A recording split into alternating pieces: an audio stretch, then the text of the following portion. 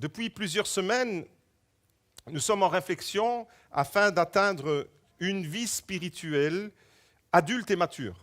Et le thème que j'ai annoncé déjà la semaine dernière, c'était « En marche vers la maturité ».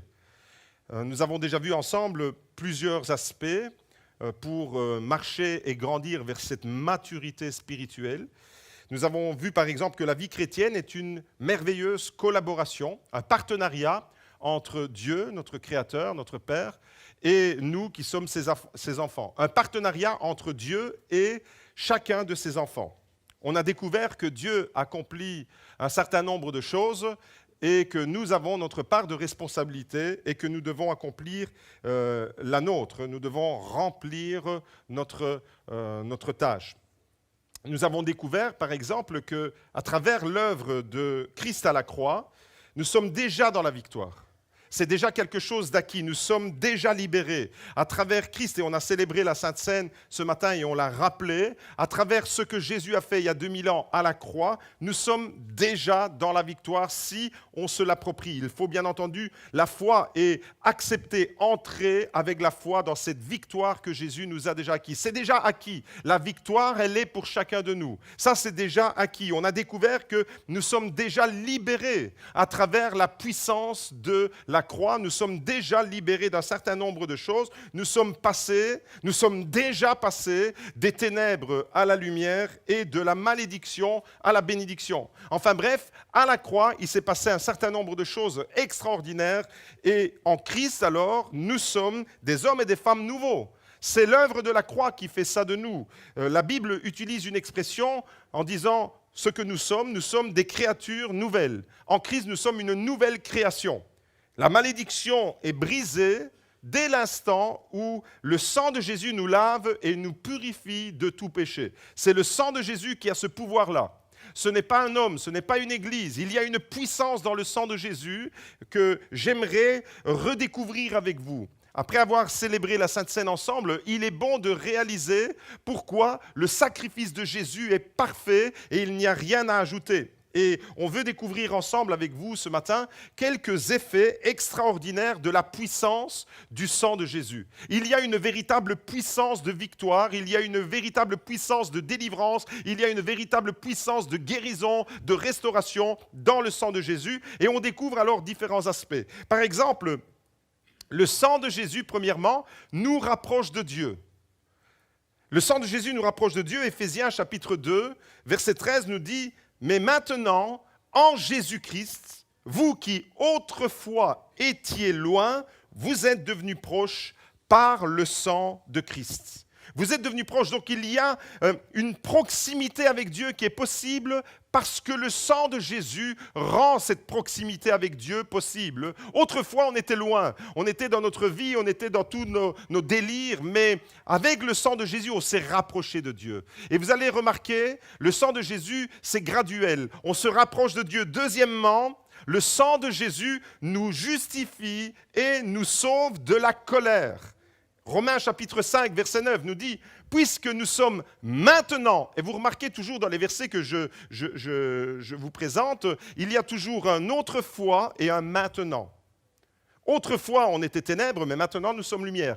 Romains chapitre 5, verset 9 nous dit « Puisque nous sommes maintenant considérés comme justes grâce à son sang », pourquoi nous sommes justes ? Parce que nous sommes meilleurs que les autres ? Absolument pas. Nous sommes considérés comme justes. Dieu regarde ta vie et dit « Tu es injuste ».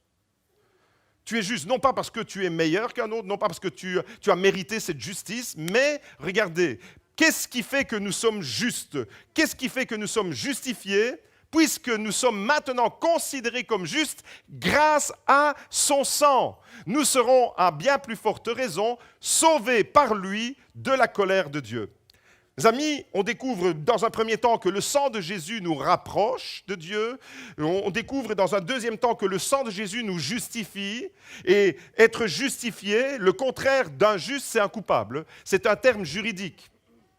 Quand on est devant un tribunal, soit on est justifié, ça veut dire qu'il n'y a plus de condamnation, la condamnation elle est ôtée, ou alors nous sommes encore coupables, nous sommes considérés comme coupables. Et notre transgression, normalement, faisait de nous des hommes et des femmes coupables, condamnables, Mais maintenant, Dieu regarde ta vie et il dit, il n'y a plus de condamnation sur toi. Parce que tu es juste. Et tu te dis, mais moi, je ne suis pas juste parce que je fais encore des erreurs, etc. Le sang de Jésus te justifie. Le sang de Jésus, non seulement il te justifie, mais il te sauve. Il te sauve de la colère de Dieu.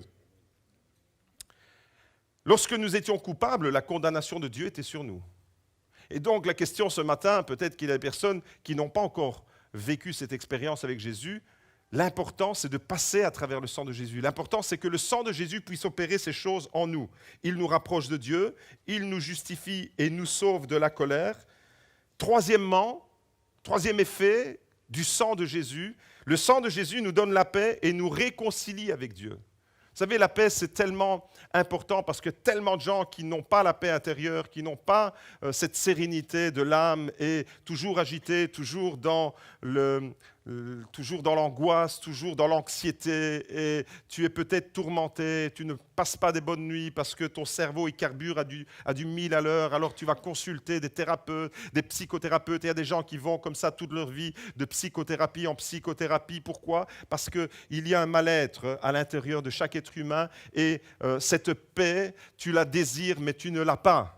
Et regardez, la bonne nouvelle ce matin, c'est quoi ? C'est qu'elle est tout à fait possible, elle est tout à fait accessible. Quand Jésus dit « je vous donne ma paix », il vous donne la paix. Mais regardez par quel biais il vous donne la paix. Colossiens chapitre 1, verset 19. « Car il a plu à Dieu de faire habiter en lui, c'est-à-dire en Christ, toute la plénitude et de tout réconcilier avec lui-même, aussi bien ce qui est sur la terre que ce qui est dans les cieux, en faisant la paix par lui, par le sang de sa croix. » Nous avons la paix avec Dieu, et si nous avons la paix avec Dieu, nous avons la paix avec nous-mêmes, et nous pouvons avoir la paix avec les autres. Comment est-ce que cette paix, elle est possible ? La Bible, elle parle d'une paix verticale entre toi et Dieu. C'est important que tu sois réconcilié avec Dieu et que tu aies rétabli la paix avec Dieu, mais tu ne peux pas la rétablir de toi-même par tes propres efforts. C'est par le sang de Jésus que cette réconciliation, elle s'opère. Et une fois que tu as connu cette paix avec Dieu, tu peux connaître la paix avec toi-même. C'est-à-dire que tu regardes ta vie et tu n'es plus dégoûté de ta vie, de ton passé. Tu n'es plus quelqu'un qui regarde son passé en disant « j'ai fait tellement de conneries dans ma vie, j'ai tellement fait de péchés, j'étais tellement... je suis un nul, ce que j'ai fait me déclasse. » Non, j'ai reçu la paix de Dieu. Je peux être en paix avec Dieu et j'ai cette paix avec moi-même et je peux être en paix aussi avec les autres. C'est merveilleux parce que cette paix, la Bible le dit clairement, regardez, et je veux mettre en avant vraiment la victoire que nous avons grâce au sang de Jésus. Vous voyez, le christianisme est unique par rapport à toutes les autres croyances, même qui parlent d'un Dieu unique, comme dans l'islam, comme dans le judaïsme ou comme dans d'autres croyances. Pourquoi le christianisme est unique ? Parce que le christianisme se base sur la personne de Jésus et sur ce qu'il a fait, ce qu'il a réalisé. Il a versé son sang. Et son sang, ce n'est pas simplement un accident de parcours dans l'histoire. Il y a 2000 ans, il y a des méchants religieux et puis des méchants romains qui ont décidé de crucifier Jésus. C'est un accident de parcours. Non, non, non. Il est venu pour donner sa vie et le sang qui a coulé sur cette croix, voilà ce qu'il nous procure à nous aujourd'hui. Il nous rapproche de Dieu, il nous justifie, il nous épargne de la colère, il nous donne la paix et il nous réconcilie avec Dieu. Regardez, car il a plu à Dieu de faire habiter en lui, en Christ, toute la plénitude et de tout réconcilier avec lui-même. Réconcilier, ça veut dire qu'auparavant, on était en conflit. Mais maintenant, on est réconcilié. Comment on est réconcilié ? Avec lui-même, aussi bien ce qui est sur la terre que ce qui est dans les cieux, en faisant la paix. La réconciliation, c'est en faisant la paix. Et cette paix, elle vient comment ? Par le sang de sa croix. Vous voyez la puissance du sacrifice de Jésus ? Quatrièmement, autre vertu que le sang de Jésus procure en nous. Le sang de Jésus nous délivre de nos péchés. Il y a une véritable délivrance. Vous entendez ? Je prononce à nouveau le mot délivrance parce qu'il est à la mode en ce moment. Parce qu'il y a plein de théories bidons qui circulent partout. La délivrance, la libération, elle se trouve uniquement dans le sang de Jésus. Regardez ce qu'il est écrit, Apocalypse chapitre 1, verset 5. À celui qui nous aime. Qui est-ce qui nous aime ? Notre Dieu Tout-Puissant. À celui qui nous aime et qui nous a délivrés de nos péchés. Comment ? Par son sang. Dites-le avec moi. Il nous a délivrés de nos péchés par son sang. Est-ce que vous êtes délivrés, oui ou non ? Qu'est-ce qui vous a délivré ? Le sang de Jésus. à celui qui nous a délivrés de nos péchés par son sang et qui a fait de nous, il ne s'arrête pas là, non seulement il nous a délivrés, mais en même temps il nous donne de faire partie d'un royaume de sacrificateurs pour Dieu le Père. On fait partie de la famille de Dieu, on fait partie de ce royaume, le royaume de Dieu, c'est lui qui règne sur nos vies, c'est merveilleux, on fait partie d'une nouvelle vie, on fait partie d'une nouvelle famille, tout ça grâce à quoi? Grâce au sang de Jésus qui a coulé sur la croix. Vous voyez la victoire de la croix jusqu'où elle va? À celui qui nous a aimés et qui nous a délivrés. C'est déjà acquis, le temps là.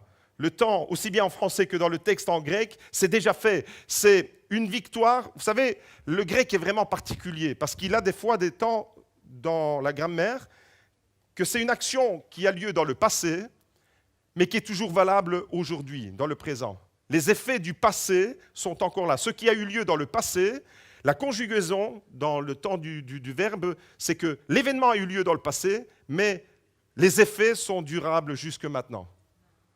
Il y a des fois des choses qui ont lieu dans le passé, mais les effets ne sont plus là.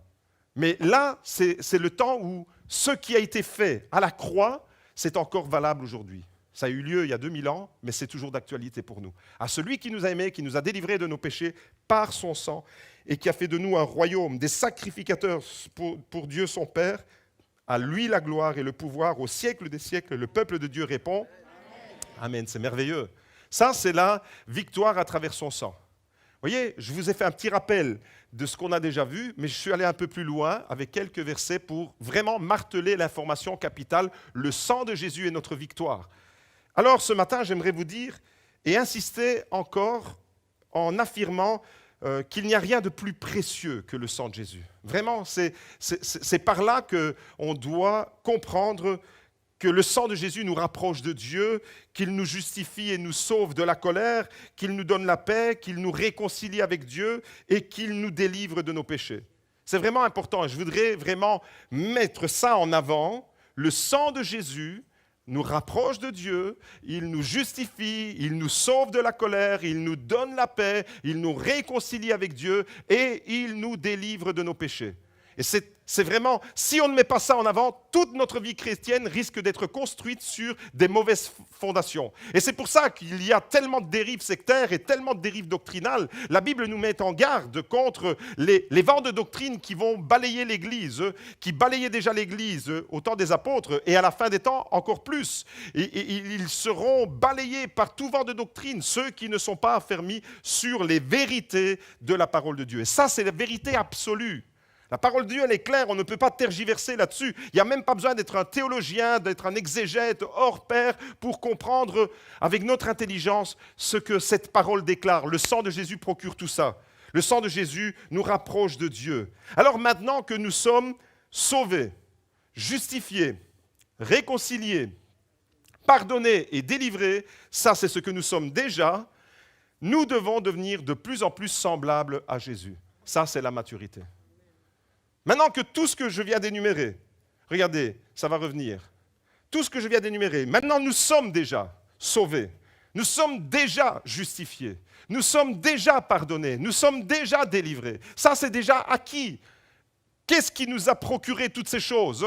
Le sang de Jésus sur la croix. On est tous d'accord là-dessus? Maintenant que toutes ces choses-là sont actuelles pour nous, eh bien, nous devons devenir de plus en plus semblables à Jésus. Ça, c'est la marche dans la sanctification et dans la maturité chrétienne. Et on pourrait dire que la maturité se résume en une phrase. Ressembler de plus en plus à Jésus. C'est ça, la maturité. C'est vraiment une définition toute simple. Tu veux savoir c'est quoi la maturité spirituelle? Ressembler de plus en plus à Jésus. Ton caractère, le comparer, non pas à celui de ton voisin, parce que des fois, ouais, mais il n'y a pas que moi qui fait de travers. Quand tu regardes l'autre, il fait pire que moi. Et on se justifie, on se donne bonne conscience. Combien de fois dans l'église, je n'ai pas entendu, ouais, mais il n'y a pas que moi, hein. Ouais, les autres, ils font pire que moi. Mais pourquoi tu te compares aux autres qui sont pires que toi? Compare-toi à Jésus, c'est à lui que tu dois te comparer. Si tu te compares à celui qui fait pire que toi, tu ne vas jamais progresser. Mais compare-toi à celui qui est le modèle parfait, Christ. Il t'a justifié, il t'a pardonné, il t'a délivré, il t'a sanctifié, il t'a libéré de toute la condamnation qui était sur toi. Maintenant, compare-toi à ce qu'il y a de meilleur. Et on ne fait rien de meilleur dans l'humanité tout entière que Jésus. C'est vraiment l'expression parfaite. L'homme parfait, c'est Christ et c'est lui C'est vers lui que nous devons tendre nos regards pour chercher à lui ressembler.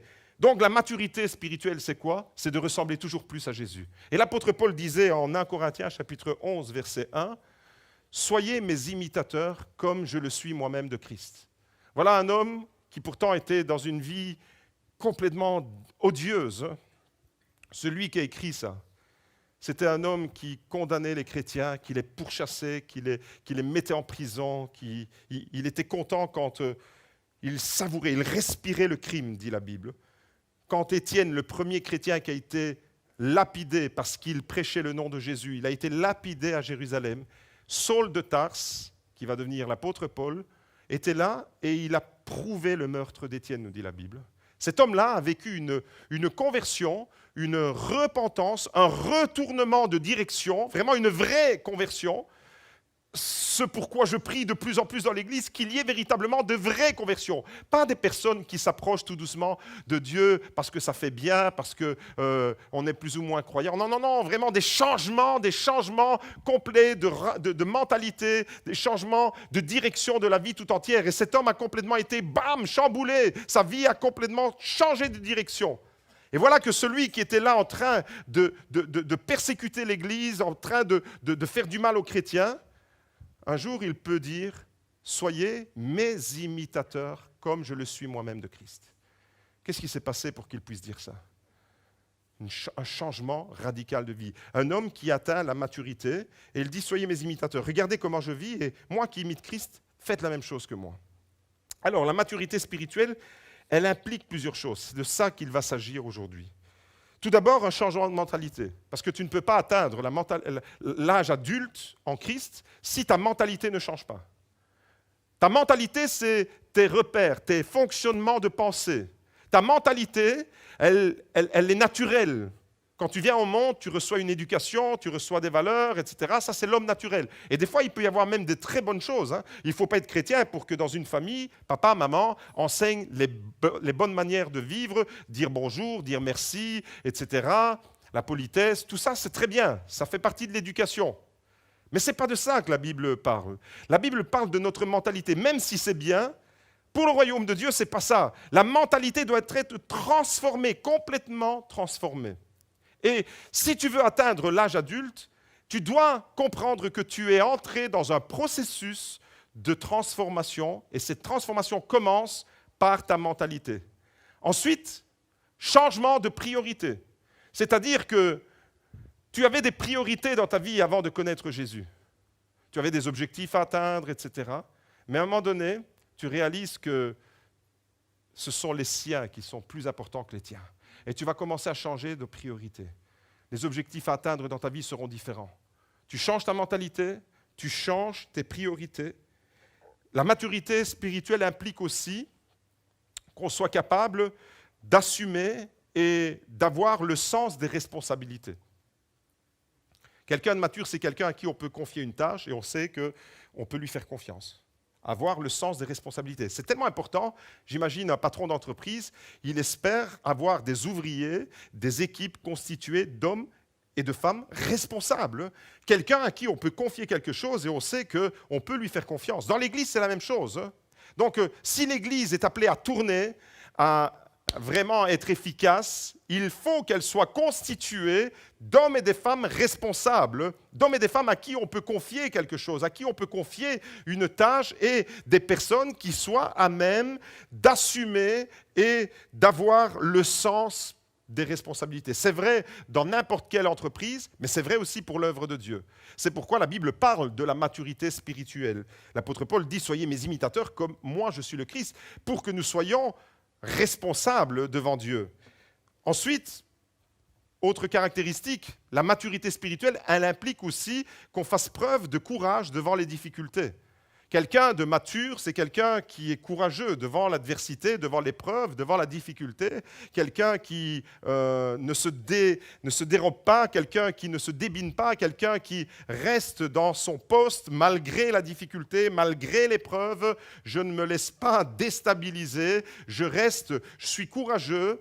Et la semaine dernière, on a vu l'exemple de David face à Goliath, quelqu'un qui est resté dans le courage, dans sa responsabilité, quand tout le monde était en train de fuir, lui, il est resté. Un homme mature. Pourtant, il était jeune. Un homme mature qui a su faire preuve avec une mentalité transformée, avec des priorités bien placées, défendre l'œuvre de Dieu. Ça, c'est les priorités pour lesquelles l'apôtre Paul vivait tout au long de sa vie. Après, quand il a rencontré Jésus, toute sa vie se résumait à vivre et servir le projet de Dieu. Et on l'a vu avec David dans l'Ancien Testament, c'était la même chose. Face à Goliath, ce géant qui venait comme une menace quotidienne, David a fait preuve de courage devant l'adversité, devant la difficulté. Pour vivre la maturité spirituelle, il faut aussi persévérer, même quand ça devient de plus en plus compliqué. Et c'est là que des fois, on peut se laisser gagner par le découragement et on n'a plus envie de persévérer parce qu'on est déçu, on est découragé, etc. Quelqu'un de mature, il est capable de gérer ça. Quelqu'un de mature, il est capable de faire le tri et de dire « Ok, je suis déçu, mais la finalité de ma vie, elle doit servir l'œuvre de Dieu. » Et donc, ce n'est pas parce que je suis déçu, par exemple, d'une personne que je vais abandonner le projet de Dieu dans lequel je suis inscrit.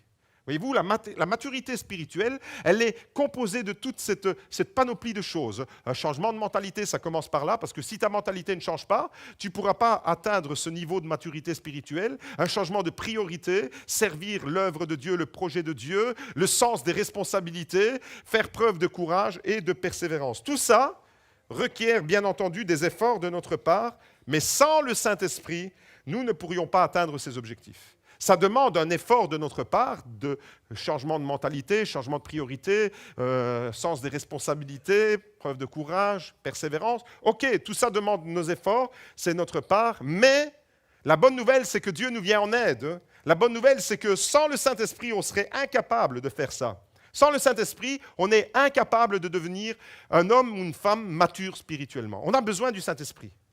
Alors, contrairement à la maturité physique, quand je parle de maturité physique, c'est le développement physique d'un enfant qui devient un adolescent, etc. Contrairement à la maturité physique qui, elle, dépend principalement de notre âge.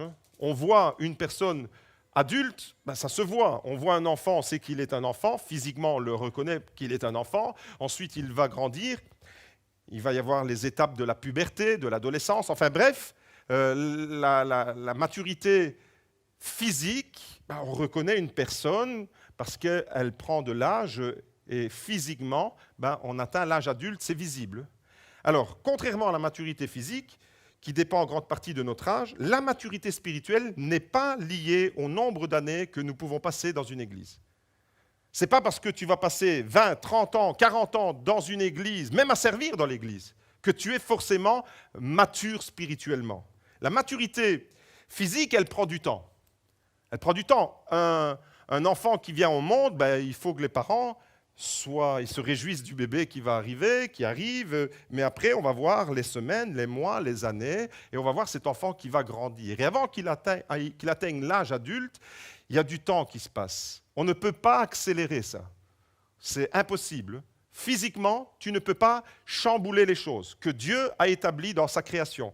Tu vas devoir suivre le processus naturel que Dieu a inscrit pour l'humanité. Bébé, je dirais même avant, prénatal, embryon, le bébé se forme, se développe, puis il naît, et puis toutes les étapes, bébé, enfant, ado, puberté, jeune homme, jeune fille, et ainsi de suite, et on devient des adultes. Ça prend du temps, physiquement, ça prend du temps. La maturité physique prend donc du temps, et elle passe par ces différentes étapes, les étapes de l'enfance, de l'adolescence, de la puberté, de l'âge adulte, etc. Physiquement, on se développe et on atteint l'âge adulte avec le temps, donc retenez bien ça. Psychologiquement, on va mettre les trois aspects. Psychologiquement, ce n'est déjà plus la même chose. Ce que j'ai dit pour la maturité physique n'est plus tout à fait valable pour la maturité psychologique. Pourquoi ? On peut être jeune, par exemple, et être plus mature et plus stable dans nos émotions que certaines personnes beaucoup plus âgées que nous. Psychologiquement, ce n'est pas lié à notre âge. L'âge, la maturité psychologique n'a rien à voir avec ton âge. Vous avez certainement déjà tous constaté qu'il y a des personnes qui restent des gamins toute leur vie. J'imagine certaines femmes dire « Purée, moi je suis marié avec un gamin toute ma vie ». Ces personnes n'arrivent jamais à mûrir. Ces personnes n'arrivent jamais à se stabiliser et à assumer leurs responsabilités. Et c'est pour cette raison, d'ailleurs, que vous rencontrez dans la vie des pères de famille ou des mamans qui ont un comportement de gamin. Quand vous regardez ces adultes-là, vous dites, mais c'est qui le père, c'est qui l'enfant? C'est qui la mère et c'est qui la fille? Complètement immature. Vous voyez des gens qui pourtant ont l'âge d'être adultes, qui ont l'âge physiquement d'être matures, mais psychologiquement, on n'est pas dans la maturité. Et vous voyez le comportement de ces gens qui est complètement en décalage avec ce qu'on est censé attendre d'un adulte. Les enfants, des fois, sont plus matures que les parents. Alors, récemment, un sondage effectué par un magazine de psychologie a démontré que les hommes deviennent matures à l'âge de 43 ans. Il n'y a pas longtemps que je suis mature. Les femmes à l'âge de 32 ans. C'est une enquête qui a été menée et qui a une enquête sociologique qui a démontré cela. Et elle s'appuie sur certains critères, et je voudrais vous donner juste quelques critères ici qui prouvent que finalement tu peux être un adulte et un bébé spirituel et un bébé psychologiquement. Un gros bébé avec une grosse tutute. Alors, quelques signes qui prouvent que un homme est immature. Alors, je ne vais pas parler des femmes aujourd'hui, je vais parler des hommes. OK ?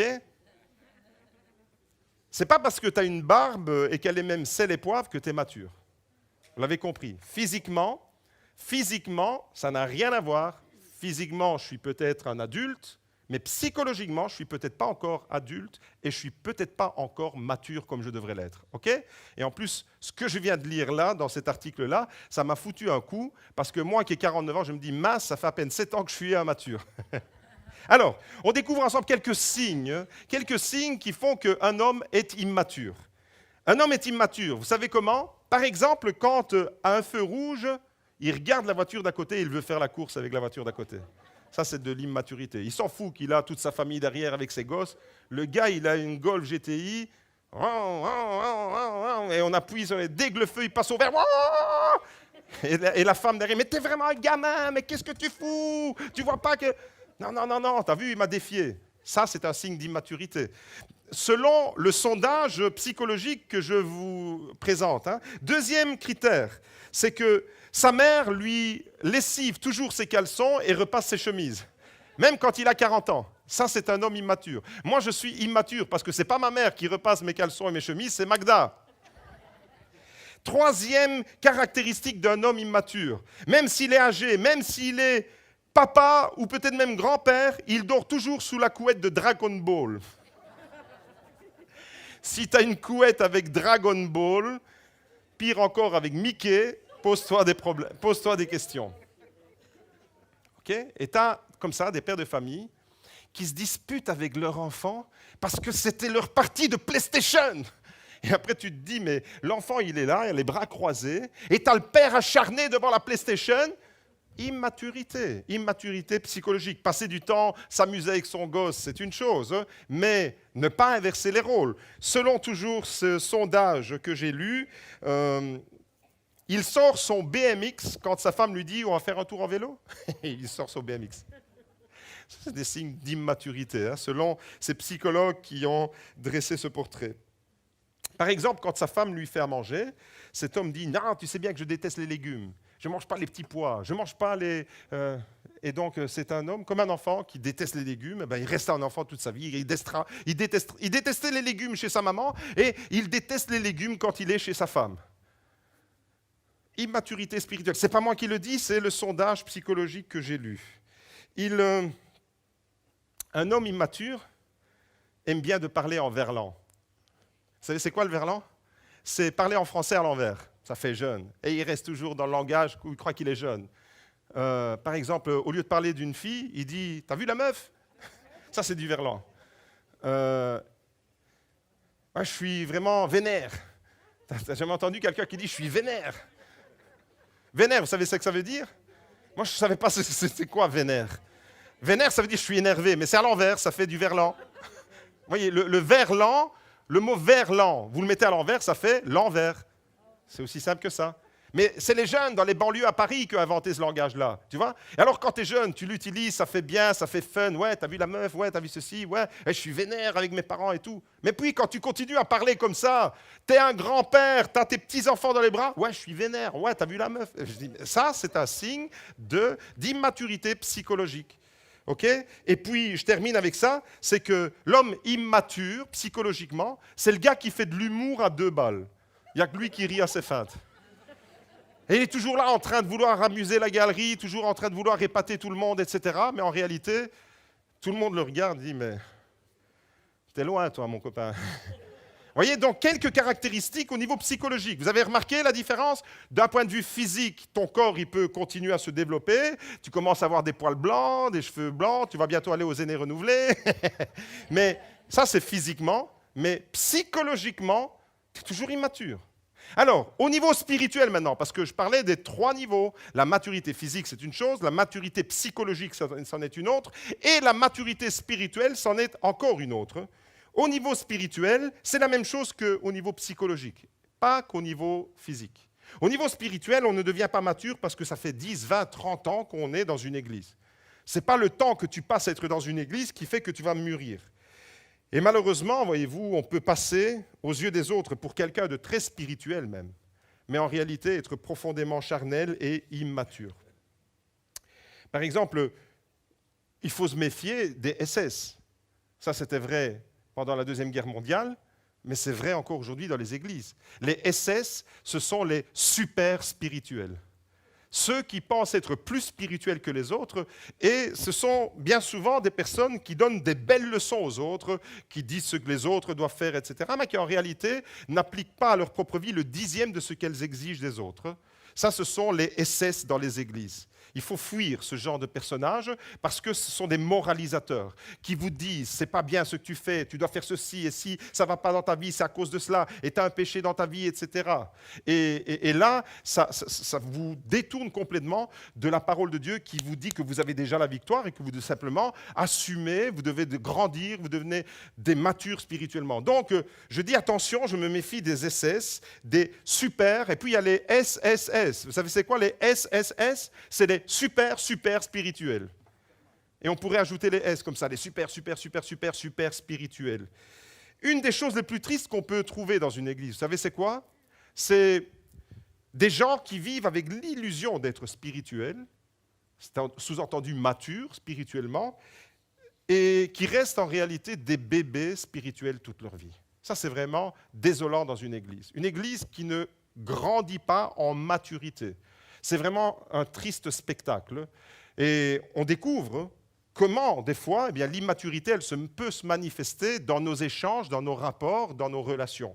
Alors, spirituellement, on peut être jeune et très vite assimiler les vérités de la parole de Dieu et comprendre les principes victorieux d'une vie chrétienne, tout en étant jeune. Et inversement, on peut être vieux et ne jamais les intégrer.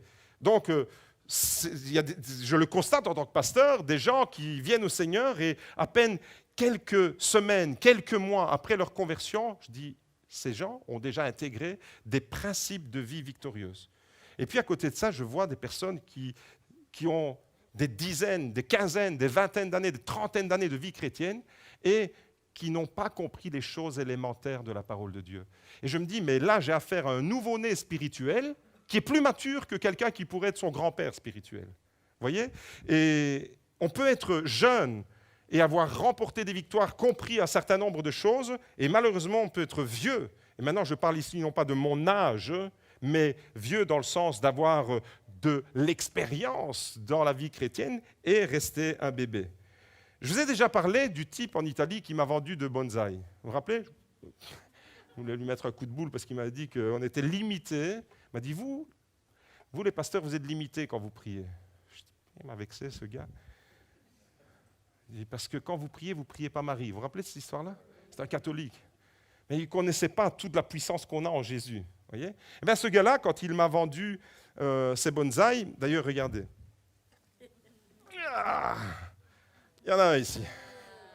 Il n'est pas beau?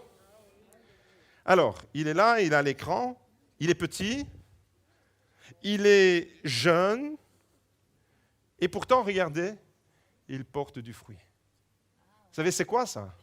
C'est une grenade. C'est un grenadier, c'est un mini grenadier en bonsaï. Mais ce n'est pas parce qu'il est petit qu'il ne peut pas porter du fruit. Regardez la différence entre la photo que j'ai faite en Italie, le fruit il était vert, et maintenant le fruit est déjà rouge, et tellement qu'il est mûr, le fruit, il a explosé, parce qu'il faut que je le prenne et que je vais le déguster d'ailleurs. Alors, ce bonsaï-là, qui est un grenadier, est la preuve qu'on peut être petit, on peut être jeune, et que la maturité spirituelle ne dépend pas de ton âge, ni de ta taille, ni de ton apparence. La maturité spirituelle dépend de plusieurs facteurs que j'aimerais vous présenter ce matin. Rapidement, on va découvrir quelques facteurs qui vont être déterminants dans le processus de ta maturation spirituelle. Est-ce que tu veux être, peu importe le nombre de jours, le nombre de semaines, le nombre de mois de conversion que tu as? Ça n'a pas un rapport avec tu l'as compris, avec les années que tu as passées dans une église. Absolument pas. Alors, on va découvrir ensemble plusieurs facteurs qui font qu'à travers ces facteurs, on va pouvoir grandir en maturité. Premièrement, pour grandir en maturité, il nous faut avoir le désir de ressembler toujours plus à Jésus. C'est que quotidiennement, ta préoccupation, elle doit être « Seigneur, je veux te ressembler toujours plus ». Si tu n'as pas le désir de ressembler à Jésus, c'est-à-dire si tu es toujours en train de te comparer à quelqu'un dans l'église qui est pire que toi et tu te dis, bon, ben, si lui il le fait, moi aussi je peux le faire. Si lui il va de travers, moi aussi je peux aller de travers. Si tu te compares comme ça, tu resteras un gamin spirituel, tu continueras à dormir sous la couette de Dragon Ball Z. Mais moi je veux dormir sous la couette de Jésus-Christ. Et j'ai envie de ressembler à Jésus de plus en plus. Ne regarde pas si le Saint-Esprit te reprend dans une situation où tu n'es pas tout à fait en ordre dans ta vie. Ne dis pas, oui, mais il y en a d'autres qui font pire que moi. Si le Saint-Esprit te reprend pour redresser ta vie, laisse l'Esprit de Dieu te redresser et ne te préoccupe pas des autres, parce que l'Esprit de Dieu est en train de travailler ta vie. Ta préoccupation, ressembler de plus en plus à Jésus. C'est la première. Et j'aimerais vous dire que si nous n'avons pas le désir et la volonté de ressembler à Jésus, nous n'atteindrons jamais la maturité spirituelle. Ça commence par ça. C'est « Seigneur, maintenant que tu m'as lavé par ton sang, tu m'as délivré, tu m'as sanctifié, j'ai la victoire, il n'y a plus de condamnation, tu m'as délivré. » La Bible le dit, c'était tout le début de la prédication. Maintenant que j'ai ça, que je suis dans cette victoire-là, maintenant, tout le reste de ma vie, jusqu'à ma mort, ou si tu reviens me chercher, que ton retour c'est pour demain, pour aujourd'hui, peu importe la manière avec laquelle je vais te rencontrer, jusqu'au moment où je vais quitter cette terre, ma préoccupation, mon objectif, c'est de te ressembler. Si tu veux grandir spirituellement, tu dois intégrer ça. Ça, c'est vraiment une règle d'or que tu dois intégrer dans ta vie. Notre désir de ressembler toujours plus à Jésus. C'est la ressemblance. Soyez mes imitateurs, dit l'apôtre Paul, comme moi-même je le suis de Christ. Deuxième facteur qui va contribuer à ta maturité spirituelle, c'est nous devons avoir la volonté de marcher dans la soumission à Dieu. La soumission à Dieu, premièrement, ressembler à Jésus. Ton caractère doit toujours être plus comme celui de Jésus. Et ça prend du temps. Vous comprenez que la maturité, alors, va être un processus dans lequel on va grandir. On va laisser l'Esprit de Dieu nous révéler les choses, on va comprendre certaines choses. Et plus je vais passer du temps avec lui, et plus je vais lui ressembler, et plus l'Esprit de Dieu va graver des vérités en moi qui génèrent en moi la possibilité de changer, d'être transformé à son image. Deuxièmement, deuxième facteur, la volonté de marcher en soumission à Dieu. C'est-à-dire que tu sais que le meilleur pour ta vie, c'est de te soumettre à sa volonté. Parce que sa volonté, elle est bonne, agréable et parfaite. Je prends un exemple. Il y a des fois des gens qui ne viennent pas à Jésus. Ça arrive souvent dans des familles où il y a les parents qui sont convertis et les jeunes ne le sont pas. Ils ont baigné un peu dans l'évangile, on va dire, dans la vie chrétienne. Et puis, on leur a fait comprendre à ces enfants que la vie chrétienne, c'était une série de règles que tu peux faire ou que tu ne peux pas faire. Donc, ils ont grandi avec un mauvais schéma spirituel. On a présenté la vie chrétienne comme une religion légaliste. Tu peux, tu ne peux pas. Tu peux, tu ne peux pas. Tu ne peux plus sortir. Alors, moi, combien de fois je me suis retrouvé devant des gens à qui j'ai partagé l'évangile, des jeunes, et qui me disent « Ouais, mais je ne suis pas prêt pour venir à l'église. Parce que si je viens à l'église et si je donne ma vie à Jésus, je ne pourrai plus faire tout ça. Je ne pourrais plus sortir. » Moi, j'étais dans ce schéma-là. Quand ma sœur m'a annoncé l'évangile, elle avait 14 ans, moi j'avais 3 ans de plus, 17 ans. Moi, j'étais à fond dans mon trip de sortie à Liège, etc. Et à un moment donné, je me dis, non, il y a un décalage. Je ne peux pas suivre ce qu'elle me dit parce que si je suis ce qu'elle me dit, je ne pourrai plus faire tout ce que je fais maintenant. Et il y a des gens qui continuent comme ça et qui viennent à l'église et qui restent avec ce schéma-là. Et en réalité, la volonté de Dieu, on la comprend mal. On comprend la volonté de Dieu comme quelque chose de restrictif. Dieu va m'empêcher de faire tout ce que j'ai envie de faire. Dieu va m'empêcher de m'épanouir, de m'éclater, de faire mes sorties, de faire les 400 coups. Dieu va m'empêcher de faire ça. Et ça, c'est comme ça qu'on comprend la mentalité. Pourquoi ? Pourquoi on la comprend comme ça ? Parce que notre schéma n'est pas bon. Parce que peut-être ceux qui nous ont présenté l'Évangile nous ont présenté l'Évangile comme une religion qui interdit un certain nombre de choses et qui autorise d'autres choses. Okay ? Mais l'Évangile est une puissance qui libère. Et si à tes enfants, tu présentes un évangile d'interdiction et d'autorisation, tu vas formater leur cerveau comme des religieux, pas comme des hommes spirituels que Dieu veut. Comprendre la maturité, comprendre la volonté de Dieu, je dois comprendre dans ma vie que la volonté de Dieu est vraiment ce qu'il y a de meilleur. L'apôtre Paul dit, la volonté de Dieu, elle est bonne, agréable et parfaite. Et donc, quand je découvre la parole de Dieu, je dois découvrir la parole de Dieu comme un chemin de vie, comme un chemin de victoire. Plus je marche dans la parole de Dieu, plus je vais me rapprocher de Dieu. Le sang de Jésus m'a fait proche de lui. Maintenant, je veux ressembler à Jésus. Et plus je vais découvrir la Bible comme un manuel de vie. Pas comme un recueil d'interdictions et d'autorisations, mais comme un chemin de libération. Comme par exemple le décalogue, les 10 commandements. Les 10 commandements, certains parlent de 10 commandements. Déjà, dans le mot 10 commandements, ça veut dire que c'est des commandements. Alors que la Bible n'utilise pas cette expression-là. La Bible parle des 10 paroles. Il y a une différence entre 10 commandements et 10 paroles. L'expression 10 commandements est une expression théologique que les théologiens, pour faire simple, ont parlé des 10 commandements. Mais elle n'existe pas dans la Bible, cette expression. Par contre, la Bible parle de 10 paroles. De décalogue. Vous avez déjà entendu parler, le décalogue, ça veut dire 10 paroles, tout simplement, en grec. Déca, logos, logia. Et même ce que nous, on a l'habitude de comprendre comme des paroles qui nous commandent, en réalité, Dieu, il nous les présente comme des paroles qui nous libèrent. Maintenant que tu n'es plus esclave, remettez le contexte de l'époque. Israël est esclave depuis 400 ans en Égypte, dans un pays oppressant.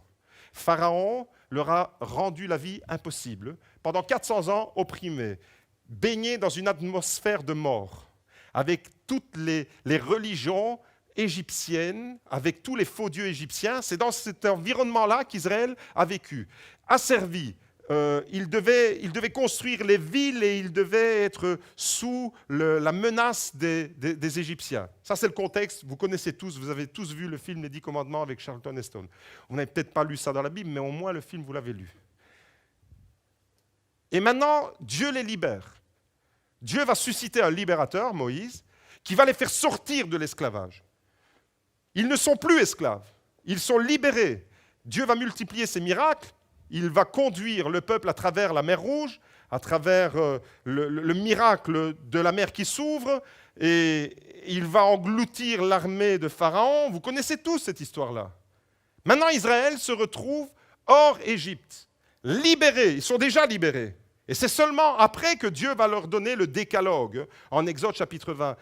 Et là, le décalogue, les 10 paroles, ce n'est pas des paroles d'interdiction et de commandement, mais des paroles de libération.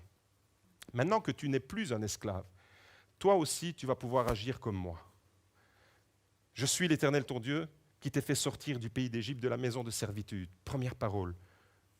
Maintenant, parce que moi, je t'ai donné la vie, toi, tu vas pouvoir promouvoir la vie. Comprenez le décalogue, c'est-à-dire ce qu'on a l'habitude de comprendre comme les 10 commandements, comme une charte pour promouvoir la vie. Voilà le sens premier du décalogue. Maintenant que tu n'es plus esclave, Maintenant, tu vas pouvoir vivre et vivre en liberté. Tu n'es plus obligé de vivre comme un esclave. Et si moi, je t'ai donné la vie quand tu étais esclave, eh bien, toi maintenant, tu ne la prendras pas à autrui. Tu ne tueras pas. C'est que tu ne tueras pas, tu peux vivre dans cette liberté. Tu n'auras pas d'autre Dieu devant ma face, tu ne te feras pas d'image taillée, parce que ces dieux-là vont te détourner. Je comprends le principe, je comprends la valeur de cette parole, parce que les idoles m'emprisonnent et Dieu me donne une parole qui me libère. Je ne vais pas me soumettre à des faux dieux. Vous comprenez que le décalogue, alors, ce n'est pas des paroles d'obligation dans le sens de commandement, mais c'est très important de comprendre la terminologie qu'il y a dans la Bible et d'utiliser les expressions de la Bible. 10 paroles de libération. Un chemin, retenez, le décalogue, un chemin de liberté. Et comprendre la volonté de Dieu alors, et de s'y soumettre, ça c'est une preuve de maturité. Pour que je puisse grandir en maturité, je dois comprendre quelle est la volonté de Dieu pour ma vie. Et je dois me soumettre, désirer, avoir la volonté de marcher dans cette soumission à Dieu. La maturité spirituelle implique la volonté de se soumettre à Dieu. Si je n'ai pas cette volonté de me soumettre à Dieu et que j'obéis à toutes mes impulsions, j'obéis à toutes mes idées, j'obéis à mes revendications, eh bien, je ne pourrai jamais grandir à Dieu. La soumission, en réalité, c'est la preuve de notre obéissance. Et sans obéissance, il n'y a pas de maturité. Sans obéissance à Dieu, dans le sens non pas que je suis obligé, comprenez l'esprit de ce que je viens de dire, dans le sens où je découvre que ce que la parole de Dieu me dit, c'est vraiment un chemin de victoire pour moi. Et je peux m'épanouir pleinement dans cette parole-là. Et donc, je vais vouloir me soumettre à cette parole parce que je me soumets à une parole de vie. Et si je me soumets à une parole de vie, je me soumets à la vie. Et si je me soumets à la vie va jaillir en moi. Tandis que si je suis mes impulsions, mes orientations, les désirs impurs qu'il y a dans mon cœur, je vais m'égarer, je vais aller me mettre dans une impasse. Ne sois pas déclassé toi-même du plan de Dieu à cause de tes sentiments qui t'écartent de la volonté de Dieu. Mais découvre pleinement la volonté de Dieu. Alors si je suis un chrétien ou une chrétienne, toujours dans la rébellion, toujours dans la revendication de mes droits, toujours moi ceci, moi cela, et que je mets toujours en avant dans les relations qu'on peut avoir entre nous, sans prendre compte l'œuvre de Dieu. Je prends des décisions dans ma vie, mais uniquement parce que j'estime que moi j'ai le droit, et moi je fais ceci, et moi je fais cela, et que je ne prends pas en considération le collectif. Je ne prends pas en considération qu'une décision que je prends peut avoir des répercussions sur la vie de quelqu'un d'autre. Ça prouve que je suis immature. Si je prends une décision sans tenir compte des effets, des dégâts collatéraux, ça prouve que je suis mon impulsion, mon aspiration, mais je ne me préoccupe pas de l'œuvre de Dieu et de la conséquence que ça peut avoir. Si je ne prends pas en compte l'œuvre de Dieu, le bien de l'Église, à ce moment-là, je démontre seulement une chose, je démontre mon immaturité spirituelle. Troisièmement, et je termine avec ça, pour grandir dans la maturité, il nous faut avoir le désir de laisser le Saint-Esprit diriger notre vie et transformer notre caractère. Il nous faut avoir le désir, premièrement, de ressembler à Jésus, toujours plus. Deuxièmement, de se soumettre à la volonté de Dieu. Et troisièmement, de laisser le Saint-Esprit diriger notre vie et transformer notre caractère. Quand l'apôtre Paul dit en 2 Corinthiens 5, verset 17, « Si quelqu'un est en Christ, il est une nouvelle créature. Les choses anciennes sont passées, voici, toutes choses sont devenues nouvelles. » Il ajoute au verset 18, ça c'est le verset 17, il ajoute tout de suite après au verset 18, « Et tout cela nous vient de Dieu. » Vous voyez, c'est Dieu, encore une fois, qui rend les choses possibles. Et tout cela nous vient de Dieu, qui nous a réconciliés avec lui par Christ et qui nous a donné le service de la réconciliation. Quand, par exemple, l'apôtre Paul dit en Galates 5, verset 13, « Frères, vous avez été appelés à la liberté. Seulement, ne faites pas de cette liberté un prétexte pour vivre selon la chair. » Vivre selon la chair, c'est vivre selon les impulsions, selon nos désirs, et on vit d'impulsion en impulsion. Vous savez, des fois, j'entends des gens qui disent « Moi, je suis fait comme ça, je n'ai pas de porte de sortie, je n'ai pas de porte de derrière. Tu prends ça dans ta figure et puis voilà. » Non, ce n'est pas ça la vie chrétienne. C'est que tu n'as rien compris alors. La vie chrétienne, ce n'est pas que tu restes comme tu es. Tu mets toujours en avant ton caractère. Moi, je suis comme ça, je te dis « Cache ». Tu n'as rien pigé à l'évangile de Jésus-Christ. c'est que tu peux dire les choses avec amour. Tu peux essayer de comprendre l'autre personne et lui dire les choses autrement. Ne mets pas ta liberté en avant pour dire « je fais ce que je veux parce que je suis libre en Christ ». Non, si tu raisonnes comme ça, tu es dans l'immaturité spirituelle. Utilise ta liberté, non pas pour vivre selon la chair, selon tes impulsions naturelles, humaines, mais laisse l'Esprit de Dieu diriger ta vie. Laisse l'Esprit de Dieu transformer ta vie. Vous savez, là, je suis dans le verset 13. Galates 5, verset 13. Dans le même chapitre, au verset 22, vous savez ce qu'il y a? Est-ce que quelqu'un connaît par cœur Galates 5, verset 22? C'est le fruit de l'Esprit. C'est le fruit de l'Esprit. Et tout le chapitre 5 met en opposition les œuvres de la chair et le fruit de l'Esprit. Les œuvres de la chair, c'est quand on laisse notre nature humaine prendre le dessus. Et on peut être un chrétien et vivre dans l'Église et même être impliqué dans plein de services de l'Église et être un chrétien charnel. Un chrétien charnel égale un chrétien immature. Un chrétien qui ne fonctionne qu'avec ses impulsions personnelles. Mais un chrétien qui laisse l'Esprit de Dieu prendre le contrôle de sa vie, c'est un chrétien qui veut toujours plus ressembler à Jésus et qui veut se soumettre à la volonté de Dieu et qui sait que le Saint-Esprit doit diriger sa vie et transformer son caractère. Transformer son caractère. Regardez ce que l'apôtre Paul dit alors, au verset 13. « Frères, vous avez été appelés à la liberté, seulement ne faites pas de cette liberté un prétexte pour vivre selon la chair, mais par amour, soyez les serviteurs les uns des autres. » Par amour, soyez les serviteurs les uns des autres. Et quand il dit ça, au verset 13, il ajoute au verset 15, regardez le verset 15 tout de suite avec moi, « Je dis donc, marchez par l'Esprit et vous n'accomplirez pas les désirs de la chair. » Tout de suite, l'apôtre Paul dit, tout ça c'est possible uniquement si le Saint-Esprit prend le contrôle de ta vie. Si le Saint-Esprit ne prend pas le contrôle de ta vie, si tu ne marches pas avec l'impulsion du Saint-Esprit, tu ne pourras pas vivre dans cette maturité-là. J'aimerais que le Saint-Esprit maintenant active tous les musiciens du GAL ainsi que les choristes à venir me rejoindre. Le Saint-Esprit est en train de vous parler. Que celui qui a des oreilles pour entendre, entende ce que l'Esprit dit au GAL. Il faut me rejoindre. J'aimerais simplement terminer en vous disant que la vie chrétienne en maturité est possible. Il faut la désirer. Lorsque l'apôtre Paul dit « Oui, on est appelé à la liberté », il nous dit cette liberté, elle te sert pour que le Saint-Esprit transforme ton caractère. Je dis donc, marchez par l'Esprit et vous n'accomplirez plus les désirs de la chair. Ça, c'est le profil d'un chrétien mature qui tend vers la maturité spirituelle. Alors, j'aimerais lancer un appel à l'Église. Est-ce que ce matin, il y a parmi nous des hommes et des femmes, peu importe le nombre de jours, de semaines, de mois ou d'années que tu es avec nous au GLC Beaudour? Ça n'a absolument aucun lien avec la durée, mais le désir d'intégrer ces choses-là. Est-ce que dans ton cœur, il y a ce matin le désir de ressembler toujours plus à Jésus? Est-ce que dans ton cœur, il y a le désir de soumettre ta vie à Dieu? Est-ce que troisièmement, il y a dans ton cœur le désir de marcher par l'Esprit et de laisser le Saint-Esprit transformer ton caractère? Alors, si tu dis Amen, ce matin, je t'invite à te lever parce que vous avez compris. Vous avez compris que pour mener une vie victorieuse, j'ai besoin que le Saint-Esprit prenne le contrôle de ma vie. Est-ce que tu peux le dire? Saint-Esprit, prends le contrôle de ma vie.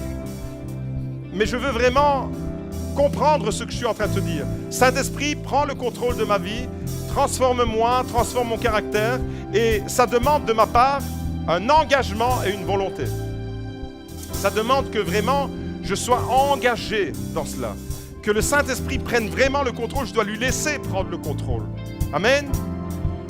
Merci Seigneur de bénir ton Église et de nous permettre de grandir en maturité, Seigneur.